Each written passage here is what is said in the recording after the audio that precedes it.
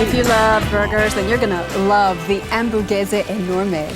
Unbelievable. Made by Michael Chiarello, who joins us this morning, owner and head chef of Napa Valley's Bottega restaurant. And we should mention one of 3 finalists still standing on Bravo's Top Chef Masters. Standing. Congratulations to that, by the way. But he had a strategy. He's going to win him over with a big burger. With an hamburgesa enorme. The thing about Top Chef, it's more like Lance Armstrong going through the Tour de France. The idea is not to win every stage. The idea is just not to lose them. Right, and then go for the gold right at the end. So you made a big burger strategy. because? I did do a big burger because we had a little quick fire, and the judges only get 1 bite. So I wanted the bite to be dead in the middle. Because that's the best bite of a burger, in the middle. The absolute best bite. So I did this little hamburgesa enorme, kind of a made-up Italian, half So Spanish when you word. cut it in pieces, they would bite into the middle? Right, and I'll show you how Very I make it. The first thing I'm going to do, though, is turn this over and see if I can not splatter grease and all your. Stand back, kids. Don't try this at home. Ready? Oh, not nice. bad.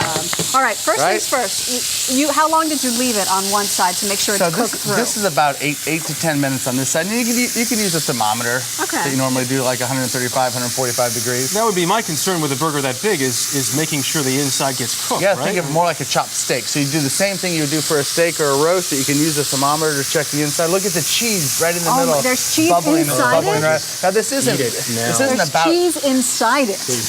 Now this isn't about eating the most burger you can. I'm on the other side. I like to keep things really healthy. But if you are going to have a burger, you can do this with 6 to 8 people. Oh, there you go. Now I have 3 pounds, 1.5 pounds on each side. I have some plastic wrap. And you want to break that up for me? Sure. You just break it up and push it right into the meat. Now, Could you put butter in the middle of it too if you wanted to? Right? Like an herb butter or something? Exactly. Exactly. Now I take some little gray salt on both sides. Because it's so thick, you want to season the inside and the outside. Are you shy? You don't look like the shy type. Just jam them in there, man. Get some cheese in there. There we go. That's perfect. You know what it is? I didn't get a manicure, so I don't want to show close up. So here you do it. I can cheese it. Okay, so we just put some cheese on the inside. Oh, so like you that. really cheese it up good. I do. you And then we take. You want lots of seasoning. You want Can I black ask you pepper. something? I've never heard of this cheese. What if I can't find it in the grocery Cowgirl store? Creamery. You can use any. The idea here is to use your favorite cheese. Okay. Okay. Any now here we cheese go. will do. Here we go. Now you turn this one back over top. Oh, you make one burger. Right, one burger. It's a stuffed burger. Double-decker And then burger. Hence the then you 3-pound season it. burger. Then you season it a second time before it goes into a really hot pan. Now I made some potato chips this morning.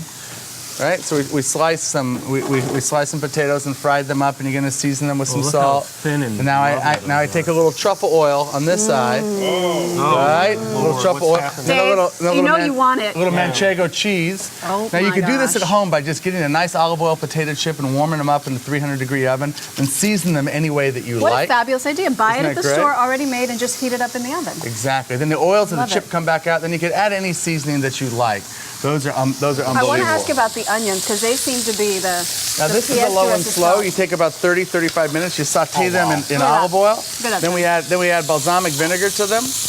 You know, at the very end, and that's going to give you your punch. Now I'm not a tomato and lettuce guy. I don't like cold things on a hot, so I tend to serve them on the side. But you could do these on buns, but I tend to do these on a single large bun like this. Where'd you find a bun? It's a loaf. Oh, it's a loaf. That's a heck of a bun you have there, Michael. Nice buns, Michael. So I have some roasted garlic that I've roasted in some olive oil and some Dijon mustard and some fresh rosemary. I'm going to put that on both sides. Oh, Michael, just out of curiosity, as you're putting the condiments on, could you grill this if you wanted to? You could grill that, absolutely, absolutely. They're a little harder to turn, but I do it with 2 spatulas. Right, so if you want to take them off, you use 2 spatulas like this. Very nice. Well, you know, earlier Julie Chen said she hasn't had cravings, but I bet maybe that's changed now. Jules?